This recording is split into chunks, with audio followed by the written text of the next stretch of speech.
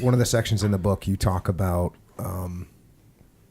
I believe the person's name was Lunchbox? Lunch bucket. Lunch bucket, right. Poor old lunch bucket. Since we're talking about work environments, and there's that certain level of camaraderie, and you actually talk about the SEAL teams in here, where you just have this, it's like a and I've talked about this before, in the SEAL teams, it's nonstop, hyper verbal abuse, aggression, around the clock, 24 hours a day. You're in a SEAL platoon. Like that's life. Yeah. Any mistake that you make, any display of weakness is going to be pounced upon and ripped apart. It's going to be ripped apart. Yeah. And then if you get all irritated about that, it's even worse, man. Then you're just dead. The nicknames, you talked about Lunch Bucket. Your nickname was Howdy Doody, and then it got shortened to Howdy, which was you felt pretty good about. That was better. Yeah, because you went from Howdy Doody, which is kind of that wasn't so good, to Howdy, which is kind of cool, right? As a Western guy, whatever. Right. But the nicknames that are in the SEAL teams, like I can't with good conscience repeat them. I'm sure that's because true. they're just horrible names. Yeah. But there's a camaraderie around that, and there's also as I was reading what you had written about these guys working on a railway crew. Yeah. There's a test. It's a test. Yeah. It's a test to see where you're at, what you're made of. That's right. Can we rely on you? Can you tolerate a little bit of irritation? If the answer to that is no, it's like, well, maybe we don't want you around then, because some irritating things are likely to come down the pipe. Yeah, and it's not just to me it proves if you've got someone that can take it, right?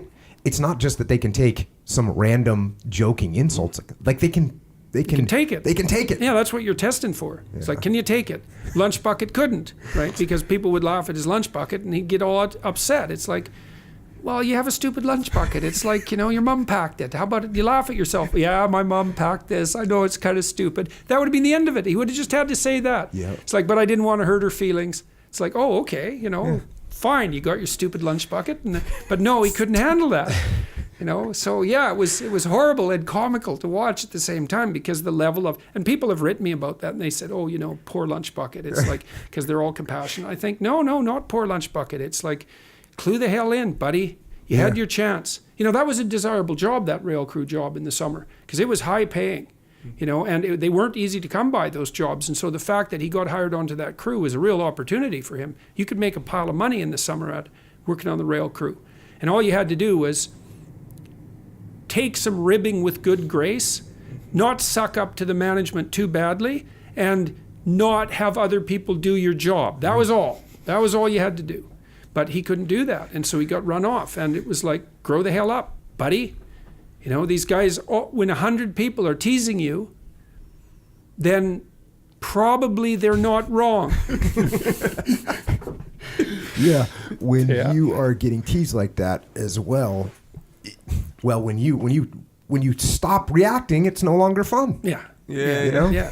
Well, it also gives you an opportunity to tease back. It's like, because you can show your wit. And one of the things that working class guys in particular, which is one of the things I really loved about working class jobs, is they're always looking for some humor.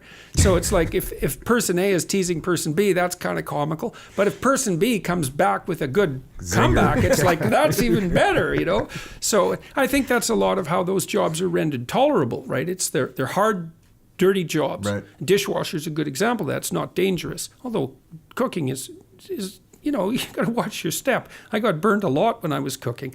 But what makes those jobs not only tolerable, but even desirable, is that you can develop a tremendous amount of camaraderie around them. I've never really experienced that at a professional level job. That just doesn't happen the same way. And there's a real loss in that. So it's fun to be part of a team that's doing, grubby, hands-on things and having a ridiculously entertaining, vicious, cruel, and evil time while you're doing it. That's very entertaining. This new kids book I wrote. So the kid Mark, he's getting made fun of by this. He's a different kind of bully. He's like a mental bully that verbally abuses people, and he gets called plate face by this character. And eventually he gets in trouble for throwing something at the kid because he's calling him plate face. But eventually the way he befriends the kid is by they have to do a self-portrait in class, and he draws a picture of himself looking like a plate, and he shows it to the kid, and the kid laughs, and all of a sudden they're buddies, and it's like that's what you do. You take away the joy of being so heated and irritated by people that are making fun of you, and you just kill it right there. Jiu-jitsu in some sense. Well, I had an experience with that about 3 years ago. I put my videos up online, and people kept saying that I sounded like Kermit.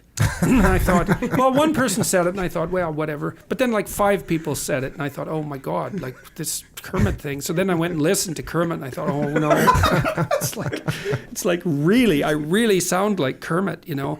And so then I started to play with it a little bit, you know. I used the puppet, and when I went to speak to university students, and I made frog jokes, and then I made a couple of videos that sort of featured me as a frog, and I mean it's crazy, right? It's ridiculous, but the teasing never got mean because of that, you know. Yeah. And the same things happened online to a larger degree as people keep making memes of me. Like, and there's lots of them. There's way too many to even keep track of.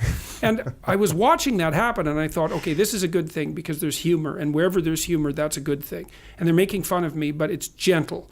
You know, most of it was pokey, you know, like, well, you sound like this damn puppet. What do you think of that? It's like, well, if I had to pick someone to sound like, it probably wouldn't be a puppet. But if it had to be a puppet, Kermit's not a bad one. It could be a lot worse. Like, it could be Miss Piggy. That could have been that, you know, so thank God that didn't happen. But the memes have never got vicious because, you know, I'll post them if they're funny and satirical, and then they won't get vicious because they don't have to. It's like, can we poke fun at you? It's like, yeah, please do. And the more the better, really, because that'll also help keep my feet on the ground and keep me awake. And plus it's funny. And like, one of the things about life is that a sense of humor, that's a good thing to arm yourself with, because sometimes you just don't have anything other than that.